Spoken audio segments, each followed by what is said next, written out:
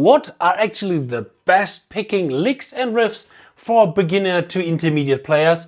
We will find out in today's video. Guitar Champion, here we go.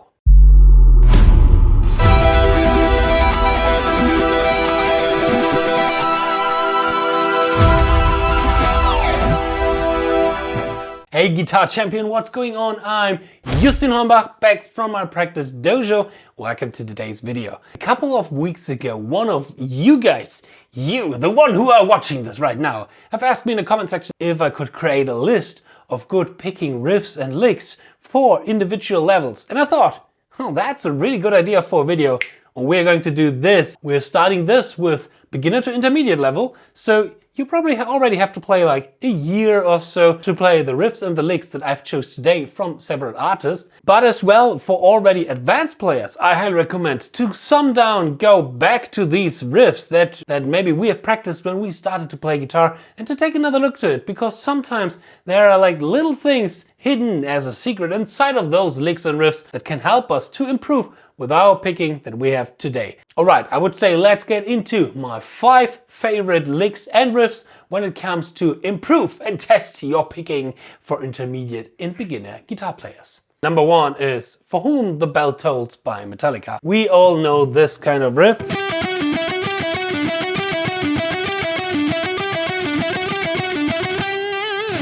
This is a pretty good riff because, first of all, we have inside picking. For me, at least, inside picking was always a little bit more difficult than outside picking. Inside picking means that the string change is happening inside between two strings. This would be outside picking.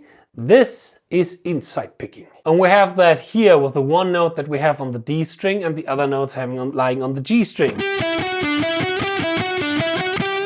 Another cool thing about this lick is that we can change it to get even more out of our picking.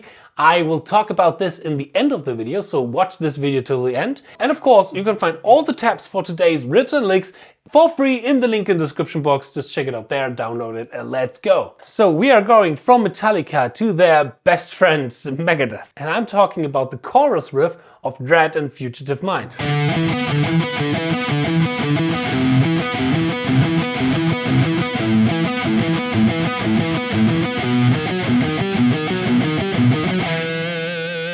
Here we're going to face an interesting concept which is called RDAP, rhythmical depending picking. We have here an 8-note row, but the downbeats are always a downstroke and the upbeats, the end in between those numbers, are always an upstroke.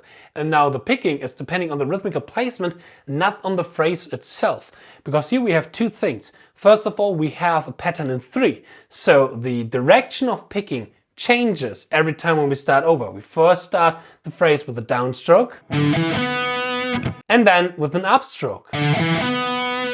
Because we have down, up, down, and then the next phrase up, down, up. So that is one thing, that we don't want to have the same picking direction 2 8 notes in a row. So not something like down, down, up, or anything else. But we also have an accent shifted 1/8 before the 1. Because it always starts on 1, 2, 3, 4, ba, there on the 4 end and not on the 1. This note we have to start with an upstroke. Then this one is a 1/4 note long, so that means that the first downstroke on that bar we have to make a pause with our right hand. The note is still ringing, but we don't play with the downstroke, so that the first note of the next bar of this bar that we start with has to be an upstroke. So 2 upstrokes in a row, but not 2 8 notes in a row. This rule is firstly a little bit hard, and there are definitely easier ways, I would say, to play just this riff. But as soon as we have applied this rule in our practice routine and we really worked on it and we really get it into our vocabulary and into our playing,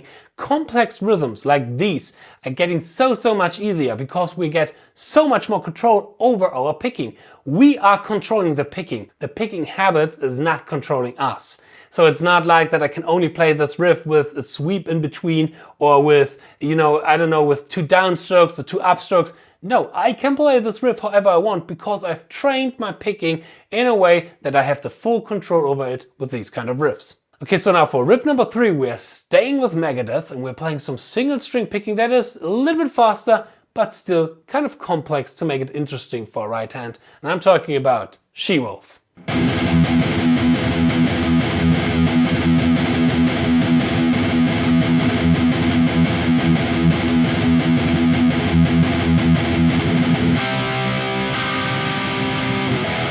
Now here we have a similar concept, which is quite important for all of these.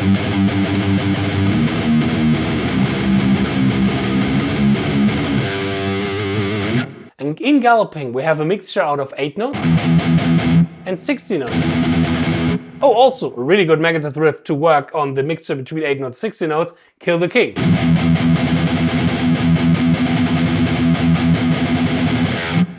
Just on the side note. But here the rule is that the faster subdivision we are playing with alternate, the slower subdivision we are playing with downstrokes only. So when I would play She-Wolf without the 60 notes, it would be like this. Only the 60 notes are with alternate picking. So the alternate picking only happens in the galloping.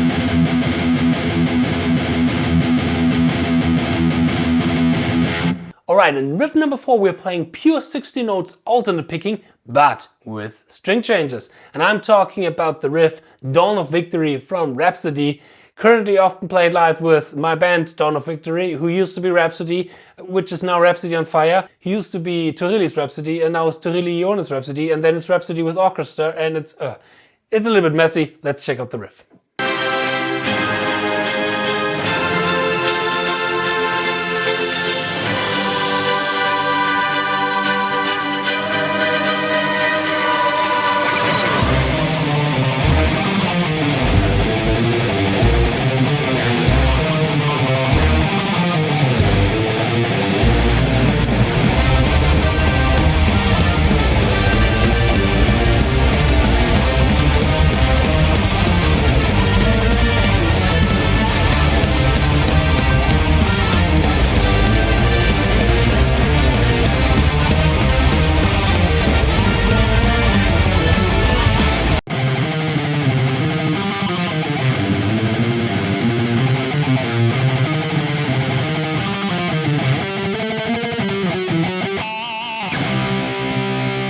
So the notes that we are playing are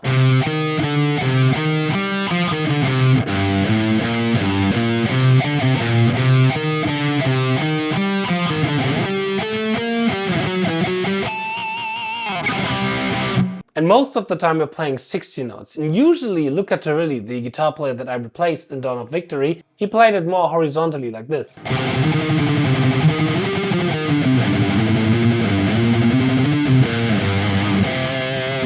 But horizontal playing has always a negative impact on our hand synchronization because of the position shifts that we have to do, where we have to slide, like in this case, 4 frets higher. So I changed that and going to the next string,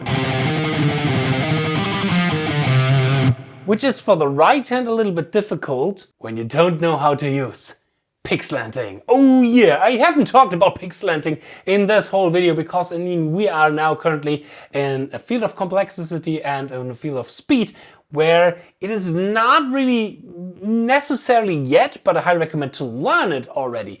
If you want to learn pick slanting, and if you want to learn the rules of speed picking itself with more than 50 licks, 4 workouts, 10 etudes, and a bulletproof practice plan that brings your shredding to the next level, then of course I highly recommend to check out the ZEN of Speedpicking, my big online masterclass about speed picking. Check the link in the description box for more information and don't miss a chance to get the ZEN of Sweeping, my big online masterclass about sweeping with more than 15 fun sweep etudes for 50% off when you get the ZEN of Speedpicking in the checkout.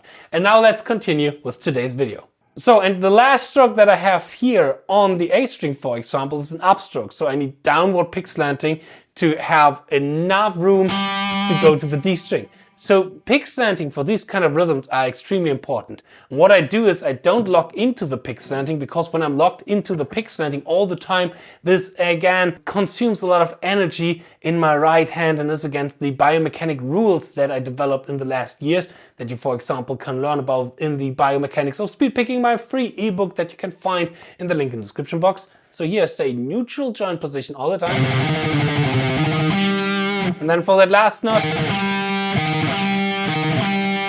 I do this short rotational movement to go into the downward pick slant and go to the next string where I go back to neutral position. Alright, now we're going to the last lick of today's video before we're taking another look to, again, For Whom the Bell Tolls. But this lick is a little bit similar to For Whom the Bell Tolls, but a little bit more complex. And I'm talking about a Children of Bottom song called Bed of Razors.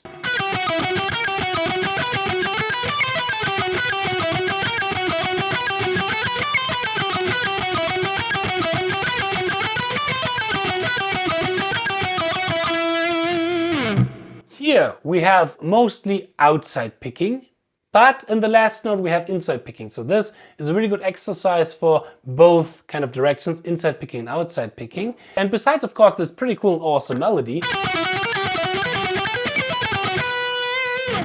we also have a lot of pick slanding going on. We are starting with downward pick slanding after the first two notes, upward pick slanting, and again downward pick slanting, etc, etc. So this is a pretty cool riff to start with two-way pick slanting. One of the most important techniques when it comes to playing with a lot of freedom over every string, without using hybrid picking, sweeping or swibrid. Alright, and now let's talk a little bit more about For Whom the Bell Tolls. Because the cool thing with For Whom the Bell Tolls is that we can change this, for example, to this. Or to this. What usually occurs on guitar that we can play a specific melody in a different ways because the guitar is so three-dimensional, like perfectly demonstrated with this lick here. We can play it like this, we can play it like this, we can play it like this. But this is a game changer for a right hand because we are training specific situations, and the more situations we have trained and we have experienced in our vocabulary, the easier it is to conquer the world of solo playing and of guitar playing. I always see this, for example, like attacks in video games or something like that. The more experience we get in those, the better the combos are and the better our fighting skills are. And this is why I love practicing different scenarios and different situations in our right hand, because I will guarantee to you every one of these kind of combinations and different situations, permutations will be coming across on your way of learning this instrument. And so much for today's video. I hope you liked this little video. If you liked it and if you haven't subscribed yet, subscribe for more shred education. Leave a nice comment, leave a like. I wish you a lot of fun as always learning, practicing and mastering the guitar. I'm going to see you in my next video. Cheers and power your progress. Bye.